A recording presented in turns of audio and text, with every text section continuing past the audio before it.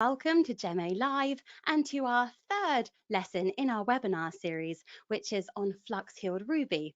I'm Julia Griffith, I'll be your presenter. I'm from jewelleryadvisor.com. Let's just launch straight into the webinar, shall we? So let's find out what we're going to learn today. So we're going to focus completely on a treatment known as flux healing, which mainly occurs in rubies. It can be performed on sapphires, but otherwise not on any other gem. So we're going to look into what this treatment is and a bit about the history of this treatment, so how it came about. We're then going to talk about how this stone is affected by this treatment, and also how it's viewed within the trade and how it's graded. And then lastly, of course, we're going to find out how we can identify this treatment. And like with many other treated stones, the only way for identification, or the best way for identification, is often with observation. So we're going to have lots of lovely pictures at the end for us to all learn what to look for. So to start off, I think the first thing we really should talk about is what is flux in this flux healing treatment.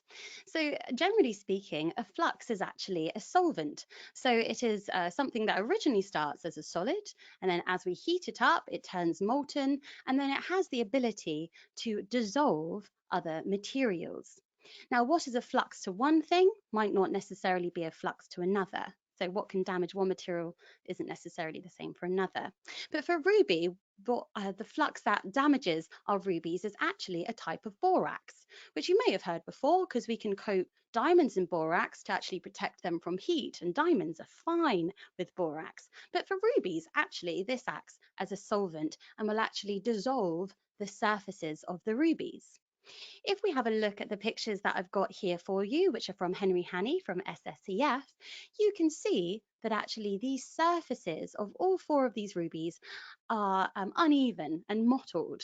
The reason for that is because they have been in contact with a flux. This has dissolved away some of the surfaces, and then upon cooling actually may have redeposited some of the corundum back on the surface as well. So you end up with this very uneven surface. So that's what flux will do to ruby.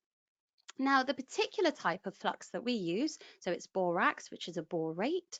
This is actually typically a sodium borate, which is a bit of sodium and then boron with oxygen. And also we're going to have silica. So this is generally known as a borosilica. This is our type of flux. And for all of you that love chemistry, which I'm sure you all do, here's the chemical composition. So we're dealing with silica, so silicon and oxygen, then boron, then our oxygen as well, so that's our borate. And inside the borax, we also have some extra aluminium in this case. So we've got silica, boron, oxygen, and aluminium. The reason that aluminium is there is a very interesting one for this treatment, and key, in fact. So aluminium plus the oxygen that we have from the borate is actually going to create aluminium oxide. And for all of our chemists that are watching, or for any of our gemologists, we know that aluminium oxide, once it crystallizes, is actually our corundum. So that chemical composition and what borax is will become very key when we talk about the method of this treatment. Okay, but then just to let you know, when borax does cool and after it's crystallized out anything that is to be crystallized, we're actually left with a glassy substance, because that's the borosilicate hardened. So silica is just a glassy substance that's left after it's cooled down. So let's talk about flux-healed rubies. So Flux-Healed Rubies, this was a brand new treatment that emerged on the market in waves. Like, it was a surge of all these treatments, a brand new product. And basically what all of these stones had done to them is they had actually been heated in a flux, and the flux had actually gone in to any of the fractures within the rough material and had healed them shut. So this was something brand new on the market. And yes, it absolutely dominated the market for that time. So key points at this stage, it absolutely took over the market. Actually, about 99% of all rubies traded in Thailand around the time of 1992 to early 1990s were these flux-healed rubies that all hailed from Mong Hsu. Now, key points again, this treatment is performed on rough material. because I'll show you the rough material in a second. You'll see that actually it's not gem quality in its rough state. And the key thing about this is that it's permanently healing the fractures. This is something that isn't done by any other treatment. So if we think about our glass filling treatments, whether we're talking about surface repair, glass filling, or our lead glass filling, which if you were with me a couple of weeks ago, we talked about at length, these are treatments that fill the fractures to make them less noticeable.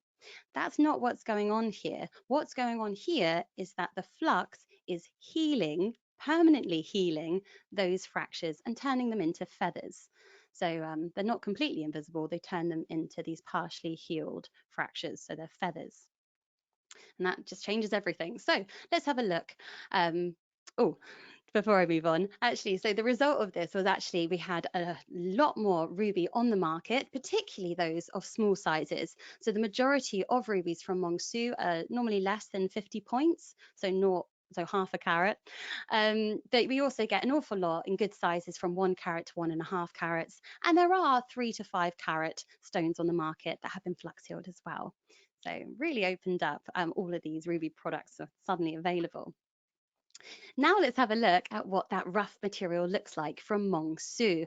So Mong Hsu, when this deposit was discovered, it was a very large deposit, so lots of ruby inside. However, this is your typical rough material. There's a few things about it which make it non-gem quality. One of the things you're probably noticing is that we've got these really dark central cores in the crystal. So they're actually dark blue, almost black in some instances. So that straight away is not really desirable in our rubies. So really they've got sapphire cores. Also, their transparency isn't the best because a lot of the rough material had very dense silk clouds within them. So they were heavily included with rutile needles, which caused their transparency to not be as clear. They look cloudy. And very importantly, which is really what the flux healing is all about, this rough material was heavily fractured, so riddled with fractures, so to speak. And because of these fractures, in this state, this material is not gem quality because you can't facet it. If you did manage to get some that maybe had less fractures in, okay, you'd be able to get maybe a small stone out of it. But generally speaking, most of the Mong Hsu is just unmarketable at this state, so we have to treat it. But luckily, flux healing actually solves all of these issues. So let's talk about what our flux healing method actually involves. So first of all, we actually tackle those dark blue or black centers. So we do this via a relatively low temperature heat treatment. So 900 degrees Celsius, we heat up the rough material, and this effectively removes the blue coloration, making it a lovely, consistent, bright red color. Then we will coat it in our borax powders. So basically we cover this in that borosilicate with aluminium, subject it to very high heat treatments. So we're talking 1500 degrees to 1800 degrees Celsius. And at these levels, the flux will melt and it will enter into every single open fracture that's available. And the viscosity is really low of this melted flux, and actually it will fit into every nook and cranny. We're talking down to 5 microns in width, so that's 0.005 millimeters, so really getting in everywhere. And then what happens at this stage, due to its solvent nature, so it can actually dissolve all of those inner walls of the cracks. And upon cooling, what will happen is all of that material within the flux, that is aluminium oxide, will crystallize out and heal the fracture from the inside out, permanently mending the fracture. Let's look at that with a diagram. Here we go. So just going to talk through it stage by stage. Very first picture, this is an open fracture. So you've got access from the outside in, and what they do is they will fill this with this flux material. So the flux seeps in when it's molten and fills in every nook and cranny that it can. This is the very important stage, because what happens is the hotter our flux gets, it actually is able to dissolve more and more of this aluminium oxide material. So it's getting more and more saturated the hotter that it gets. And then when we cool the flux down, this is when the flux becomes super saturated with this aluminium oxide material. And what will happen is the aluminium oxide will crystallize out of this fluxy material, redepositing on all of those inner fracture walls, slowly but surely sealing them shut. What happens then is it will look a bit like this. Obviously, this is just a diagram, but what we're looking at here is this orange area here. This is actually our newly grown ruby. It's in orange here, just to show where it is. In real life, the new ruby that's been deposited and the original natural ruby will be, absolutely consistent in appearance. There'll be no distinction of color or anything. So you end up with these sealed areas, which arguably now is synthetic ruby because it has been created with an artificial process. So you have this healing shut of the synthetic ruby, and then you end up with all of these areas here where flux gets trapped. This is just what happens. It's completely unavoidable. But basically in these trapped areas, flux will basically get sealed off as the ruby is growing in the fractures, and then in these sections you've got this fluxy mix which may still crystallize out and close that gap slightly, but you're always going to end up with just that borosilica at the very end, so it can't crystallize into ruby. It's kind of just stuck there. So then you end up with this borosilica stuck in these areas, and technically that's a glass. So you end up with these trapped glassy residues inside the fractures. So then really it's a partially healed feather. You can also see these tiny gas bubbles. So two-phase inclusions trapped within these feathers are really common. The reason for that is that the flux continues to contract as it cools, causing these contraction bubbles. So here is now our healed fracture. It's now a feather, which is a definition of a feather is a partially healed fracture, because you're always going to get these trapped areas of material that can't crystallize out. And at the very top here, you can actually see nearer the surface where the crack was wider, it wasn't able to heal completely shut. So then this is just filled with a glassy residue. Over here, so picture number D, you can actually see that something else is starting to happen to the glass at the surface. This blue area here is actually signifying crystallization of this glass right near the surface. This is something that can happen when glass when glass cools down really slowly. What happens is it starts to crystallize. It's a process known as devitrification, means it starts to act unglass-like and actually starts to crystallize. So that's a potential feature that you see at the surface of this otherwise little glass-filled cavity here at the top. Now, there is a bit of confusion in flux-healed treatments, because where we are using a glassy flux, we're not filling the material with flux. That's not the point of this treatment. If anything, this flux glass that's been trapped here is a bit of a nuisance. I'm sure the treaters would much rather it not be there. But where we do have, as particularly this glass right here at the top, it is arguable in the trade that this could be classed as a glass filling right here at the top.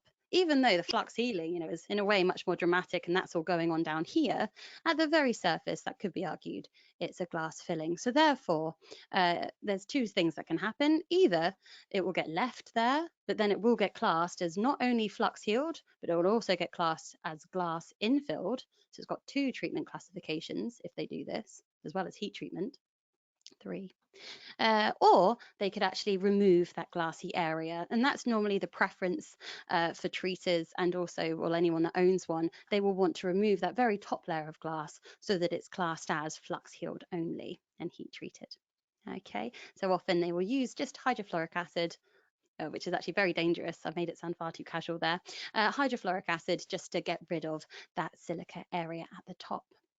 And that's our flux healed process. So let's just pull back a sec and actually talk about how this treatment does improve the stone, because actually there's a big list of what we've done to this stone. So firstly, we have affected its color. That was from the heat treatment. We've made it redder and removed all of those blue tones. Also, we've improved the clarity. from the really high heat treatment that we used, which was 1500 degrees plus. 1500 degrees and above is what can dissolve rutile needles. So we've actually dissolved those inclusions into the surrounding ruby, making the stone more transparent. And then we've also affected the clarity due to this fracture healing process. So we've healed the fractures permanently, leaving feathers. So feathers, basically, it's a scar of where a fracture once was that's now been healed. And arguably, feathers are less noticeable, they're less offensive to the eye in a way than an open fracture, because fractures can really reflect and scatter the light. So clarity is also improved from that point of view. We've also increased the stability of the stone. So an open fracture is very easily knocked and can split the stone completely in half. So therefore, a sealed fracture, actually the durability and stability of the stone really goes up, So and even to the point where this can be, cleaned in an ultrasonic steam cleaner, it's absolutely fine because those fractures are closed, they're sealed. So stability is massively increased. And very importantly, we've also increased potential yield from the rough material, because arguably the rough material is so fractured that it could not facet a lot of the sizable stones that we get out of it. For example, if we have a look at this picture here, this is a Flux-Healed ruby. This isn't particularly large, but it is around 5 by 7 millimeters, if my memory serves me correctly. And even with this Flux-Healed ruby, you'll notice, first of all, the multiple feathers within it, but also notice where the feathers are. They're extending from edge to edge of the stone. That's really typical for Flux-Healed stones because the rough was completely fractured. So even just looking at this little stone, we can see that this stone actually wouldn't exist in this size if it hadn't have been flux healed, because look, we can see a huge fracture running there. So straight away we would have got one, 2/3 of the size, let alone all the other fractures that are in there. So let's talk about how this is termed in the trade and mainly in laboratories as well. So what you can expect to see on reports. So typically they will say heat treated with the assistance. Oh, I'll try that again. Heat treated with the assistance of flux. So they will acknowledge that it has been heat treated and that there's flux there as well. And here's another one, indications of heating and flux healing of feather. So that's another typical one as well. And then also you might see something like this, flux healing and surface repair or glass infilling. So what we have here is the top two phrases that you see that you might find on certification. That is when the flux healing and all of those glassy residues remain inside the stone, nothing is on the surface. And then this last one here, this is if they didn't give it an acid bath afterwards. So if the glass, still reaches the surface in some areas, even in the smallest cavity, it can get classed as this latter phrase, which then suggests that it's two types of treatments, not only flux healed, but also surface repaired or glass infilled. So just to let you know, between these two treatments, and we'll talk about it more in a bit, but the top two, these are actually classed as general treatments. So they are to be disclosed at point of sale, but otherwise it's kind of approached with the same attitude as heat treatment.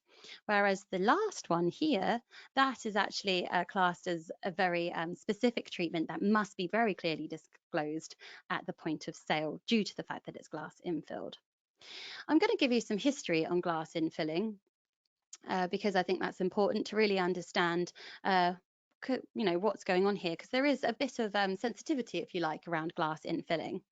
I would like to very clearly state at this point that we are not talking about lead glass filling at all. We're not talking about that. That is a different treatment done on different rough with very different effects and different visual observations.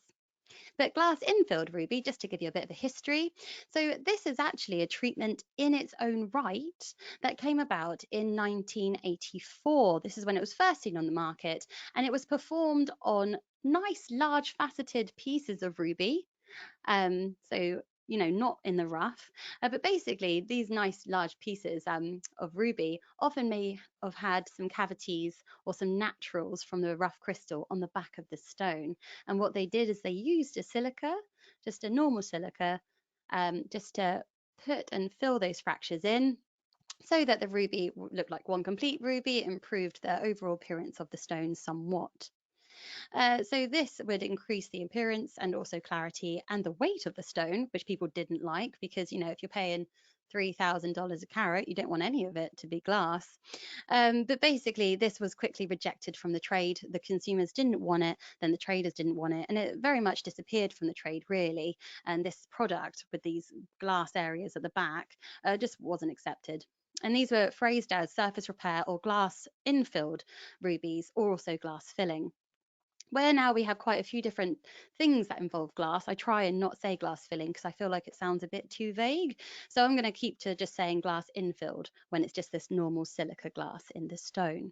Okay, but so since then, and since this particular treatment occurred, now there is this sensitivity where if there is any glass on the surface, which has this lower luster, as you can see here, they class that as glass infilling. So a very, very specific treatment. So that's why really, even though when you're flux healing, you get this tiny glass deposit at the top, they don't want that. They want to get rid of it so that it doesn't get classed in this category also. So let's talk about glass healed versus, beg your pardon, oh, that didn't make sense. Let's talk about flux healed versus glass infilled, because we can get the two treatments in one ruby. So how do we define these two treatments in the trade? And, where does flux healing end and glass infilling begin? The answer is that it's all defined by visual features. So laboratories will go by what they can see. If they can only see features from flux healing, so therefore no residues of glass on the surface, but okay, maybe glass residues just trapped in the fractures, then it will get classed as heat treatment and flux healed. And this is classed as a general treatment, meaning it just needs general information at point of sale. However, if there is any evidence of glass reaching the surface, then it will also be classed as glass infilled. And this is a specific treatment that requires very clear disclosure upon advertisement and point of sale. So treated, glass infilled, and flux healed, and heated. Okay, so that's really where the distinction lies, is whether the glass reaches the surface or not. That's how the trade separates them out. So just to show you some disclosure, I know this is a lot of writing, I apologize. So this is actually some snippets from Sibjo, so just showing you how the trade views this treatment, so flux healing and glass infilling in the trade. So the first one basically is heat treatment and flux healing. So gemstones permanently altered by heating. I'll read this out to you. A gemstone may still be classified in this category when residues from the heating process are present within healed fissures. So that's referring to the flux trapped within the stone, so flux healing. However, when healed fissures are polished flush with the surface of the stone, the residues should not be visible by having a different polished luster, which is a feature of glass, to the host material. So as long as it, is as described here, then it's classed as just flux healed and heated only, and just requires the same level really of information as is given to a heated ruby. Then you have your glass infilled rubies, so gemstones altered by the filling of open fractures or cavities, even though this is just what happens in flux-healed stones sometimes. If you haven't cleaned it out at the end, and when your filled fractures and cavities are polished flush with the surface and have a different polished luster, they will then have to be very clearly disclosed as glass infilled, so treated or glass filled, it suggests here, the glass infilled. Okay. So let's have a look at this terminology as well in a laboratory. So basically, how else you can tell, what's happened to this stone. So typically, laboratories will actually do a grading system. This is just one example of a grading system that's used by a laboratory, which indicates the degree of flux healing that's taken place. Although arguably it's very hard to tell the exact degree of how much healing's taken place unless you see the before and after rough, but it gives an indication of how heavily they've been treated. So at the very top, if it is heat only, it would just have an H. There is another more popular system actually that has TE for thermal enhancement, okay, but if it's heat only, no flux, you will actually have this. And this is much more rarer stones, and yes, so that would be heat only, no flux involved. Then you have this grading of the flux. So HA, so that's insignificant flux residues, HB, minor flux residues, HC for a transitional grade, so I guess significant flux, and then HD if there's major flux residues and also within fissures and cavities that touch the surface. This is how it's graded. There is a more popular grading one, which is TE. So TE stands for thermal enhancement, and also they then grade the level of flux from T1 to T5. So that's one that's used by GIA and SSCF and things. But let's just have a look at one of these Flux-Healed rubies, and then we'll go on to identification in a second too. I've got so many pictures for you. But Flux-Healed rubies, here's one. This is 3 carats, believe it or not. It's quite a deep stone actually, so it doesn't look particularly large. But this one I saw, this was in 2017, I saw this, and it was actually being traded, I think it was around $14,000 to $15,000 net, so for the whole thing, and that was trade price. Now this one was actually graded HA, so insignificant flux residues, but if we have a look on the inside, it's showing me showing us all of the really typical features that you see in flux-healed stones. So namely this multiple surface reaching feathers that are really extending from end to end of the stone. So that's really, really typical for all stones that are flux-healed, even though those really that are classed as insignificant. Although some can be better, of course, but mostly I see them riddled with these fractures. And just to talk about the view really on flux healing and heat treatment. So there is actually a bit of a divide within the trade slightly, and this has been going on really ever since this treatment first came onto the market really. And basically it's a conversation of whether this flux healing is just a part of the heat treatment process, or whether it is very much a treatment in its own right and should be classified as so and treated very, very differently. So it seems to be 2 different main opinions. So one is that this treatment is unintentional. It's just one of those things that has to happen during heat treatment. You know, it will fill into the fractures, and it's just one of those things that just happens. However, there is then the other side of the trade who very much think it's an intentional treatment, because if, you know, a heat treatment can be done without flux, it's been done since the 70s in these very, very high temperatures. And really, you know, there is this conversation where they believe that, you know, they are doing it purposely for those healing of the fractures. So yeah, if you were to look at it objectively, so taking out whether it's intentional or not, you know, from looking at the effects of the treatments, just heat treatment alone versus flux healing, they are very different treatments. They do very different things. One is affecting the color, one is permanently healing fractures. So it is very different. And it does actually affect really the amount of material on the market.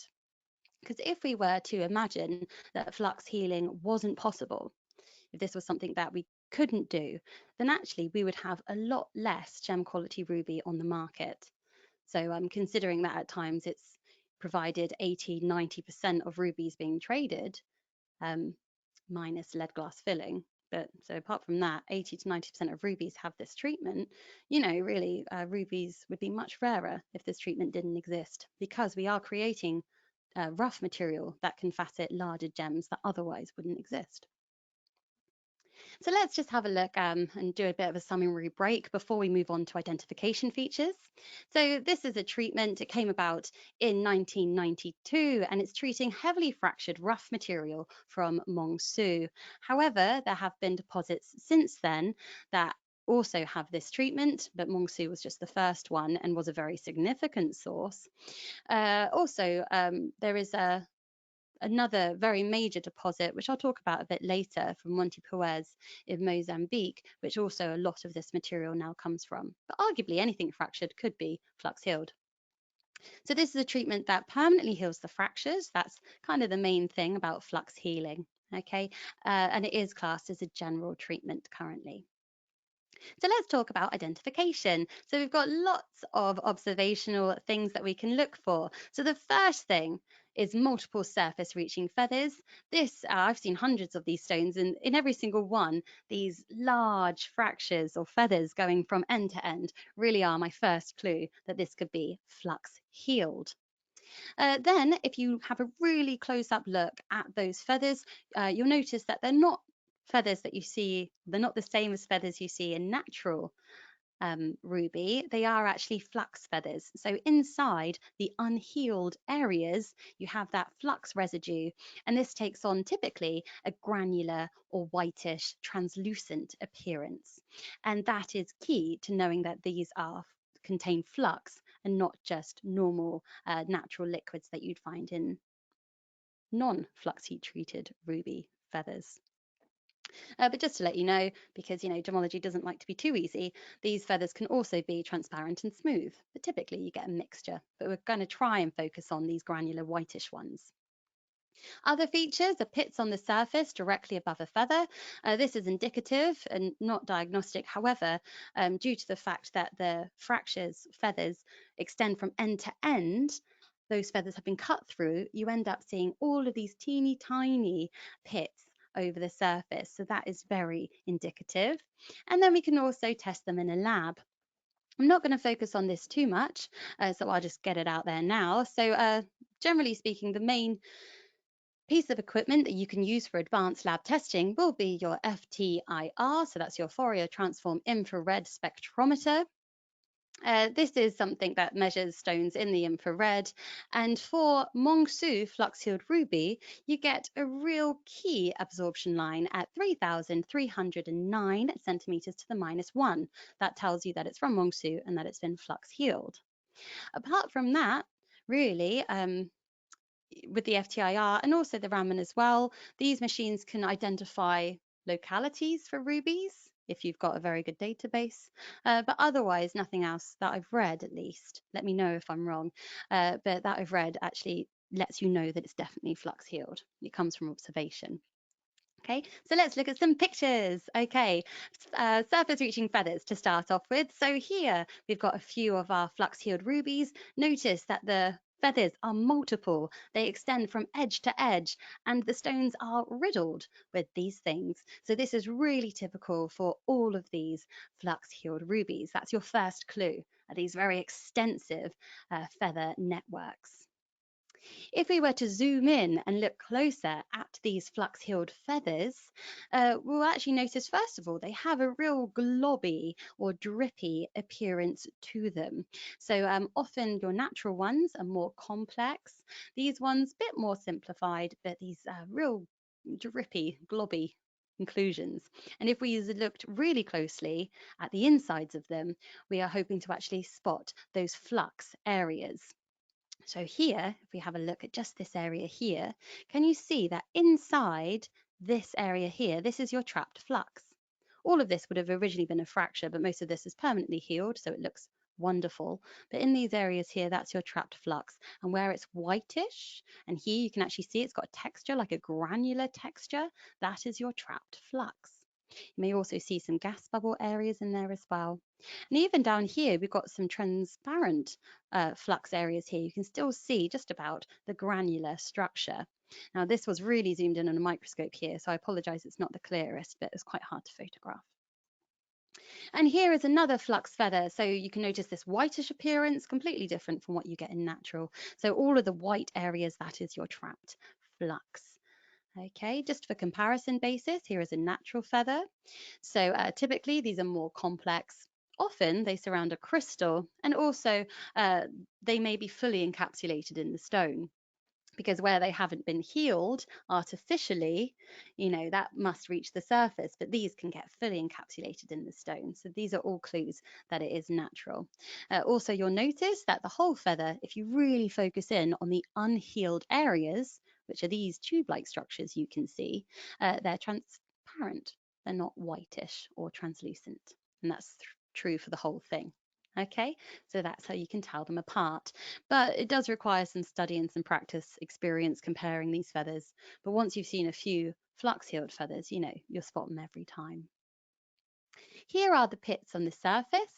So due to the fact that the feathers do extend throughout the stone and, and beyond, if the rough material is still there, they've been polished through. So here, what you're actually looking at is we're looking at our table of our gemstone, and we can see that you've got a bit of reflected light on there. So it is giving us a bit of reflection. And then here, disturbing that reflection, you've got a line of these pink dots. And what these are areas that aren't reflecting back at you, and that's because they are pits within the surface of the stone. And you can notice that they're sitting directly above this feather below them. So here is your healed feather that's been created with this flux-healed process. The stone has then been polished, and we've literally cut through the feather. So it leaves these areas that would have originally contained flux residues, but we've then since cleaned them out with acid, so they are just these little pits on the surface. These can be seen sometimes in natural rubies, that if their feather has been polished through, you may get these pits on the surface as well, but they will not be as numerous as they are on a flux-healed ruby, because remember, every single feather you've got here, or most of them, will extend to those edges. You'll see them, if you focus in really carefully with a microscope, you'll see them, everywhere at those edges of those feathers. Here they are again. So we're just looking at that reflected facet here, and all of this disturbance on the surface. Each one of these is a little pit, where it was that unhealed part of the feather. To talk about flux-healed and glass-infilled, so those flux-healed rubies that are also classed as having that glass infilling right at the surface, these have some additional features, which I've kept just a little bit separate so that we're not to confuse them. So we also get, as well as all of those flux-healed features I just showed you, we're also going to get some additional features from the glass infilling that's right at the surface. And this includes the lustre difference from the glass area to the ruby area, because the glass lower hardness, lower Ri, so therefore has this lower luster. And also we're going to see those devitrification features. So that was the areas of crystallization right near the surface that I showed you before in the diagram. We're going to look a bit closer at those. So these features are typically seen in they could be seen in any flux-healed material, but if that glass isn't acid washed out at the very end. Now this is very typical for a material from a newer locality. So this is from Monte Puez in Mozambique. So in 2009, a really large deposit was found here. And these materials, they were quite dark purple in color, but key thing is that they were again riddled with these fractures, quite large fractures. So what they decided to do with this rough material, and it worked, they flux healed this material, which is excellent. But where the feathers are, or where the fractures were larger, they often end up having these wider areas at the surface, so they end up being glass infilled as well. And they don't typically, well, not always, clean it out, because it really is, making the ruby look better in this instance. So a lot of these rubies are both, or classed as both flux healed and also glass infilled. Just to let you know, side point, I think I mentioned it earlier, any ruby from any locality that's got fractures in it technically could be treated this way, but these are just the very common ones, the typical ones that are on the market.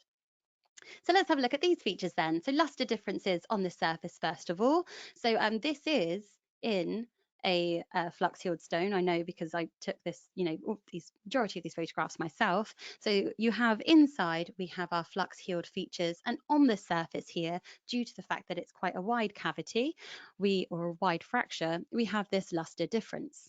So we can actually see on our reflected facet, you've got the brighter areas, which is the bright vitreous luster of our ruby, and then these dull or vitreous areas, which is because of your glass, because this is also glass infilled. Here's another picture showing the same thing. So again, this is a flux-healed stone, but also glass infilled, because at the surface you can see this change in luster, and then also we have a cavity here where there was a gas bubble as well. Oh, look over here, you can actually see just these pits, and that's on top of a fracture, so that bit's fully flux-healed, it looks. Didn't notice that before. And then we have our devitrification features. So devitrification, this is our crystallization of the glass. It's a process of glass becoming less glass-like because normally it doesn't crystallize, normally it's amorphous. This occurs because the glass is cooled down so slowly it allows the crystallization of the glass. And here are the devitrification features, so crystallized glass. Just here, that's our very surface edge of the fracture.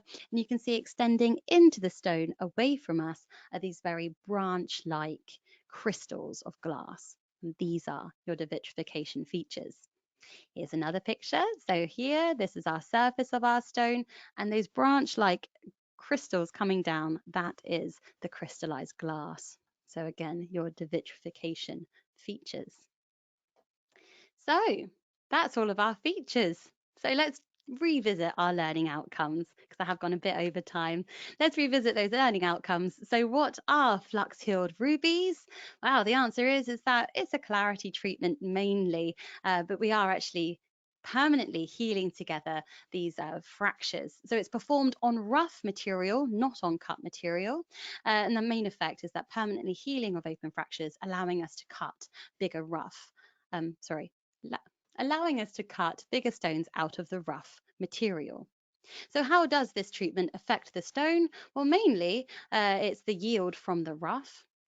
But as well, we've got this healing of the fractures, which increases the clarity, the removal of silk, which increases the clarity. We have a massive colour enhancement due to the removal of that blue, and also this increased durability due to the healing of fractures.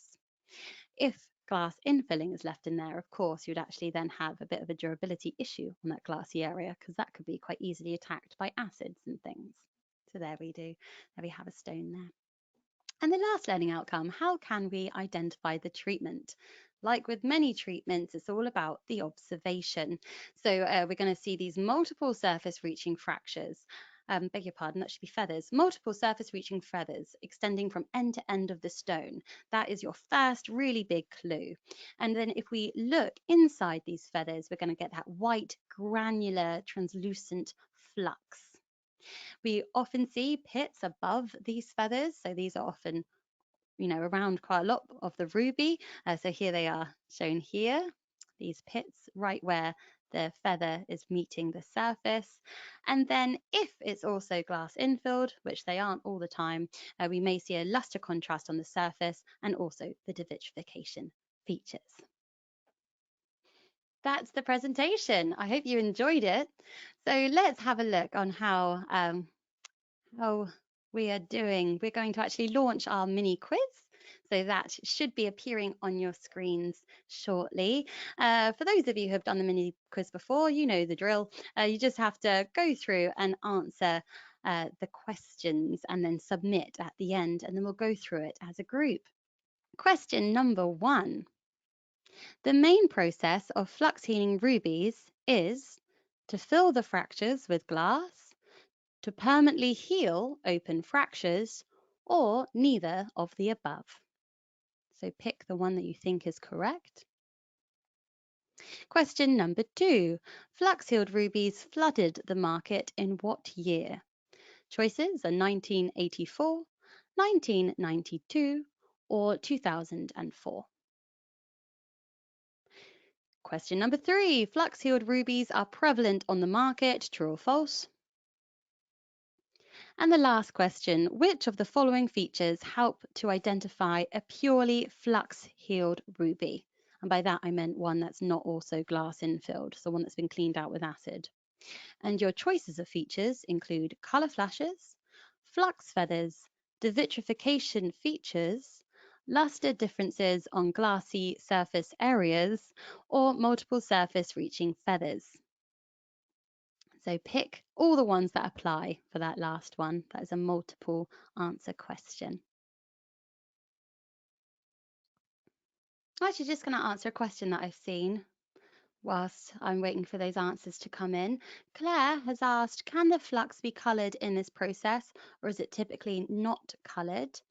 Well, from everything that I've read, it suggests that it's not coloured. The colouring element that would be required, as you probably know, will be chromium to make it red. But don't forget that actually when the flux is within the fracture and it's dissolving that surface material, there will be chromium in that dissolved ruby. So actually the deposited material will often contain chromium because it only requires the tiniest bit of chromium.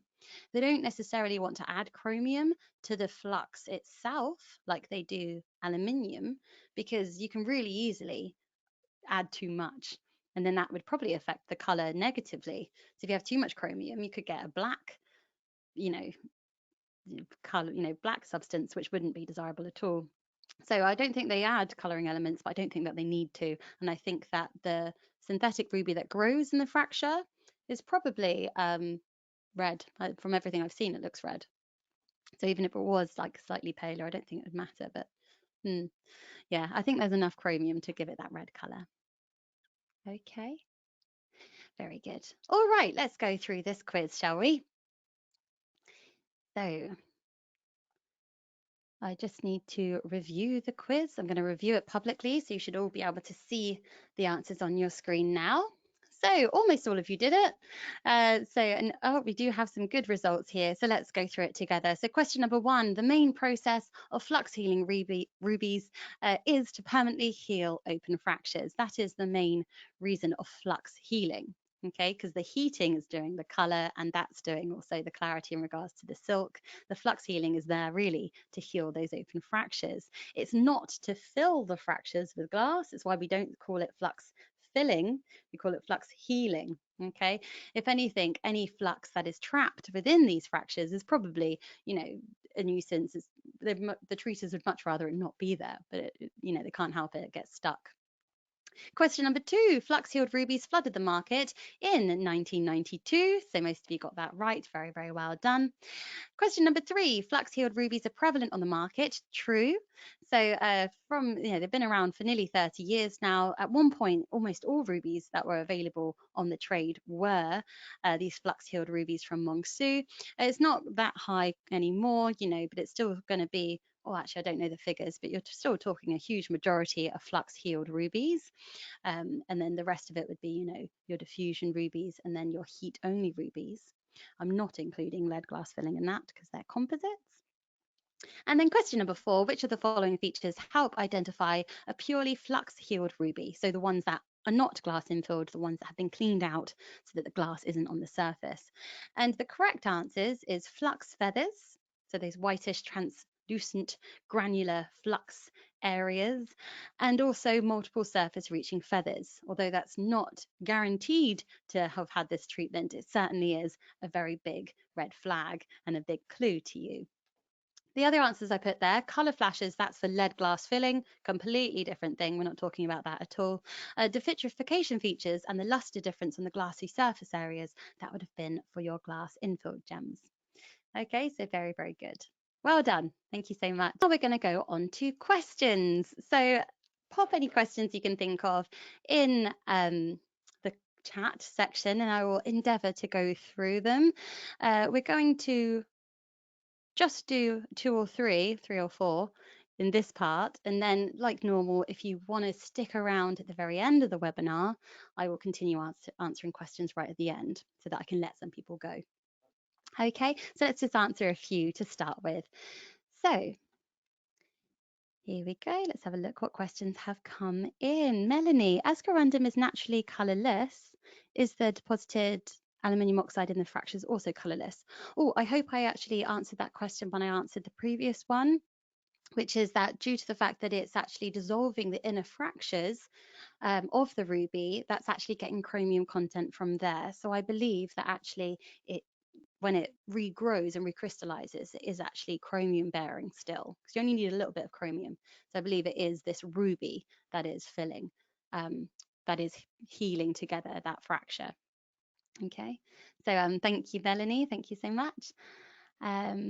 Jackie, can these flux-healed rubies be confused with flux-grown synthetic rubies? Excellent question.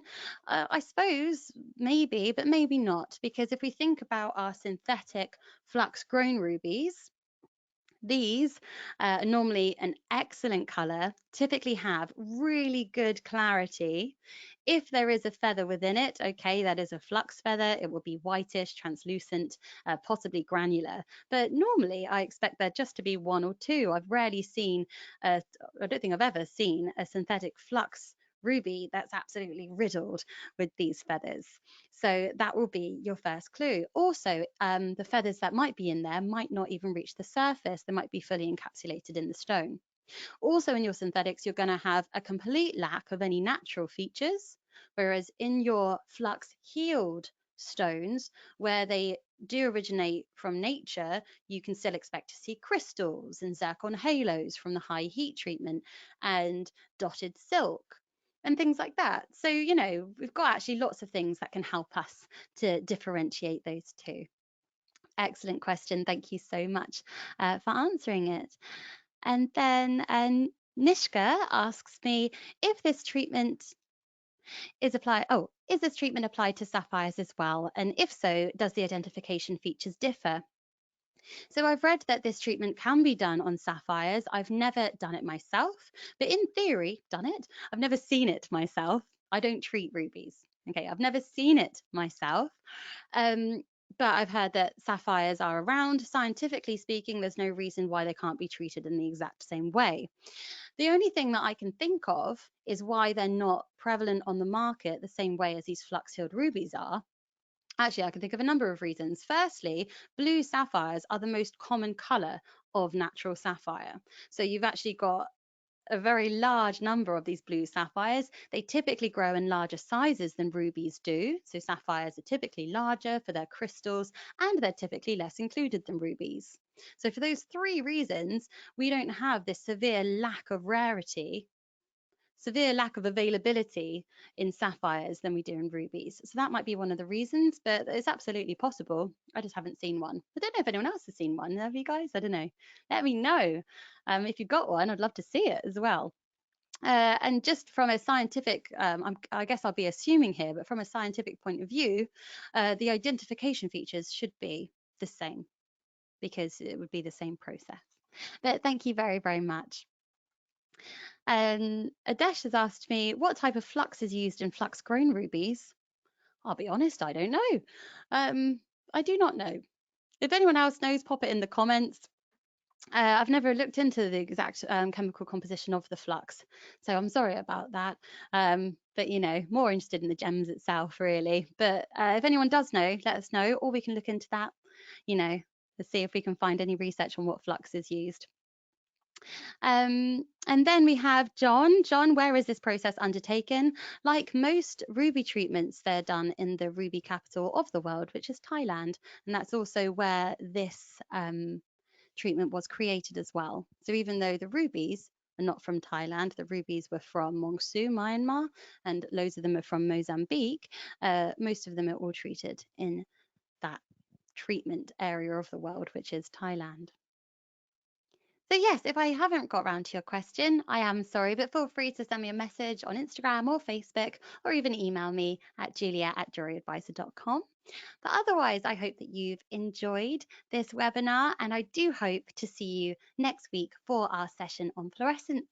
Otherwise, that's it from me today. I hope that you have a great rest of your week. Bye.